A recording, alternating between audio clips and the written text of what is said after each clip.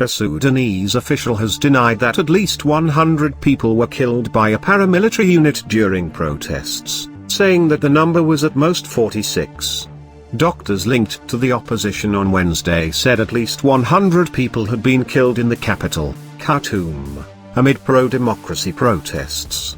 They said 40 bodies were pulled from the River Nile in Khartoum on Tuesday.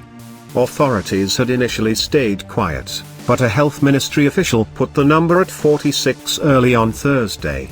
Sudanese opposition activists have rejected an offer of talks from the country's military council, saying it cannot be trusted amid a violent crackdown on protesters. Residents told the BBC they were living in fear in the capital. The deputy head of the military council defended the violent suppression, claiming that the protesters had been infiltrated by rogue elements and drug dealers. "We will not allow chaos and we will not go back on our convictions. There is no way back. We must impose the respect of the country by law," said Mohammed Hamadan, also known as Himti, on Wednesday. Numerous reports from Khartoum said the paramilitary unit, the feared Rapid Support Forces, RSF, was roaming the city's nearly deserted streets, targeting civilians. Formerly known as the Janjaweed militia, the RSF gained notoriety for brutal atrocities in the Darfur conflict in western Sudan in 2003.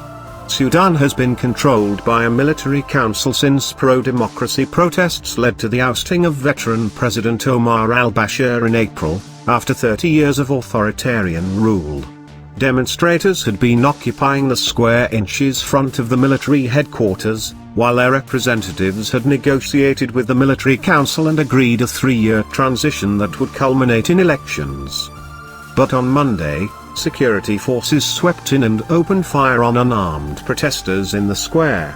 General Abdel Fattah al-Burhan, the head of the military council, announced that the agreement was cancelled and an election would take place within 9 months.